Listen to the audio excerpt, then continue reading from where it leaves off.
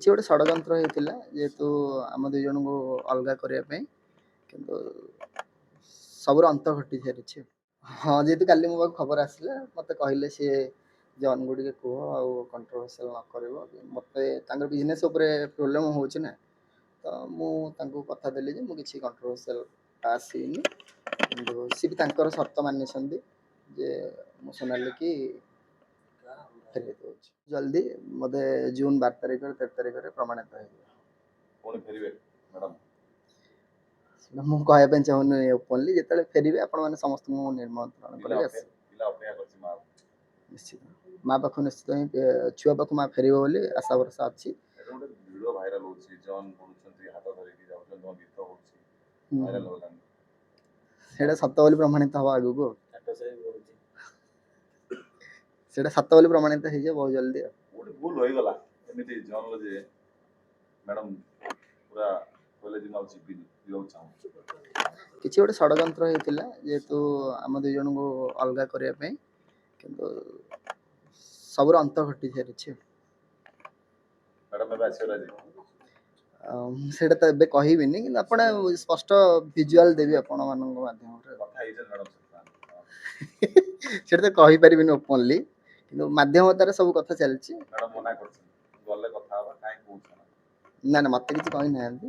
ଯାହା ମାଧ୍ୟମରେ ଆସିଛି କଥା, ସିଏ ଚାହିଁଛନ୍ତି ଯେ ସିକ୍ରେଟଲି ରଖିବା। ଯେତେ ଆଉ ମାତ୍ର ତ 8 ଦିନର କଥା, 8 ଦିନ ପରେ 10 ଦିନ ବେଳକୁ ଆପଣ ଡିଟେଲ୍ସ ସବୁ ପାଇଯିବେ। ଆଉ କୁହାଯାଉଥିଲା ଷଡ଼ଯନ୍ତ୍ର କରୁଛନ୍ତି, କିଏ କହିଥିଲା?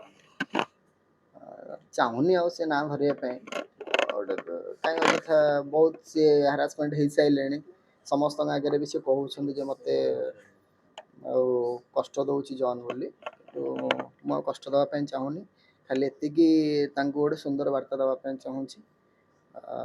ଆପଣ ଜଣେ ମାଲିକ, ଯେମିତି ସମସ୍ତଙ୍କୁ ନେଇକି ସମାଜରେ ଚାଲିବାର ଅଛି, ସମସ୍ତଙ୍କୁ ନେଇ ଚାଲନ୍ତୁ।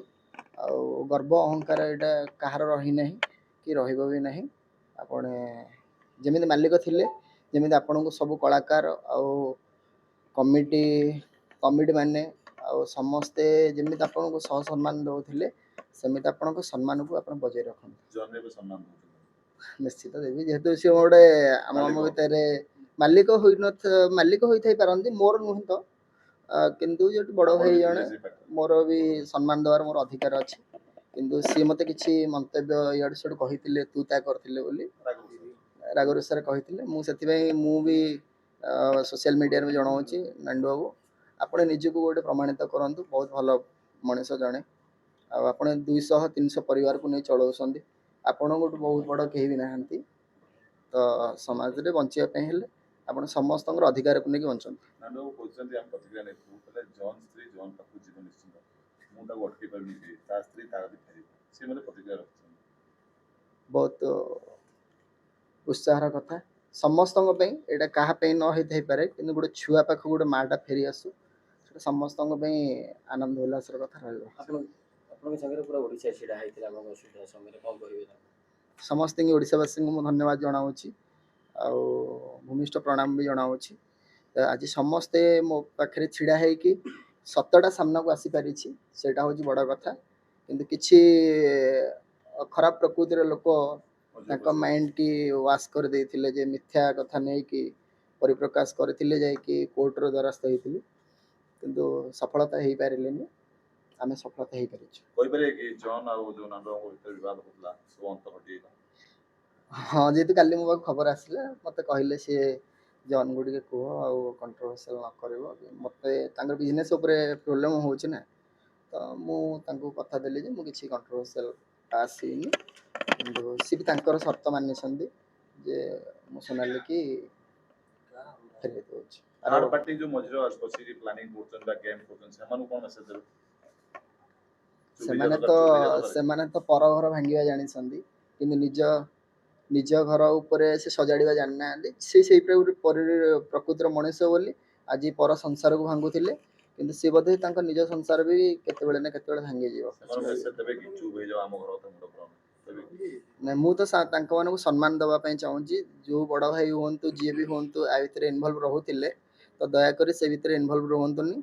କେବେ ନା କେବେ ଆମେ ଦୁଇ ଜଣ ହବୁ ବୋଲି ମୁଁ କହିଥିଲି, କିନ୍ତୁ ଆମେ ଯଦି ଦୁଇ ଜଣ ଏକାଠି ହେଇଯାଉଛୁ ହେଲେ ଆପଣଙ୍କ ସମାଜରେ ଆପଣ ଗୋଟେ ଏକ ଉପହାସ ହେବେ, ଲୋକ ଆପଣଙ୍କୁ ନିନ୍ଦିତ କରିବେ ଯେ ତମେ କାହିଁକି ମୁଣ୍ଡ ପୁରେଇକି ନିଜ ସଫଳତାରେ ପହଞ୍ଚି ପାଇଲନି। ସେଥିପାଇଁ ସମସ୍ତଙ୍କୁ ଏଇ ମେସେଜଟା ଦେବା ପାଇଁ ଚାହେଁ। ସତ୍ୟ ଜୟ ହେଲା ବୋଲି। ସତ୍ୟର ଜୟ ହେଲା, ସେଇଟା ଯୁଗ ଯୁଗ ଧରି ରହି ଆସିଛି। ସତ୍ୟମେବ ଜୟତେ କୌଣସି ଆମେ କହୁଛୁ ଆପଣ ଦୁଇ ଜଣ ମିଶି ଯାଆନ୍ତୁ, ପୁଣି ପିଲାର ଯୋଉ ଖୁସିରେ ରୁହନ୍ତୁ, ସଂସାର ଆପଣ ଭଲ ଚାଲୁ। ନିଶ୍ଚିତ ହିଁ ରହିବ। ଆମେ ବି ଭଗବାନଙ୍କ ପ୍ରାର୍ଥନା କରୁଛୁ ଆପଣ ସଂସାର ଖୁସିରେ ଚାଲୁ। ଧନ୍ୟବାଦ। ଆପଣମାନଙ୍କ ମାଧ୍ୟମରେ ମୁଁ ଆଜି ଏତେ ସଫଳତାରେ ପହଞ୍ଚି ପାରିଛି। ସବୁ ମିଡ଼ିଆ ଭାଇମାନଙ୍କୁ ଆଉ ସାରା ଓଡ଼ିଶାବାସୀମାନଙ୍କୁ ସେଥିପାଇଁ ମୋର ଅଶେଷ ଅଶେଷ ଧନ୍ୟବାଦ ଆଉ ବିନମ୍ରର ସହିତ ମୁଁ ପ୍ରଣାମ କରୁଛି। କହିପାରିବେ କି ଗଣମାଧ୍ୟମ ତା କାମ ଠିକ କରିଛି ବୋଲି? ନିଶ୍ଚିତ ନିଶ୍ଚିତ। ଗଣମାଧ୍ୟମ ପାଇଁ ଆଜି ମୁଁ ମୋର ସୁଖର ସଂସାର ଫେରି ପାଇଛି, ସେଇଟା ମୋତେ ବହୁତ ବଡ଼ ଖୁସି ଲାଗୁଛି। ଧନ୍ୟବାଦ। ଯାତ୍ରାରେ କାଗଜି ପଲ୍ଲେଇ ଯେହେତୁ ଆମର ରିଏଲ ନେମ୍ଟା, କିନ୍ତୁ ସୋନାଲିଙ୍କ ନାମରେ ସେ ପରିଚିତ ହେଇଛନ୍ତି। ପଣ୍ଡାଟା ନ ରହିପାରେ କିନ୍ତୁ ସୋନାଲି ରହିପାରେ। ପ୍ରଥମ ଜଗନ୍ନାଥଙ୍କୁ ଦର୍ଶନ କରିବି ବୋଲି ଆଶା ଅଛି।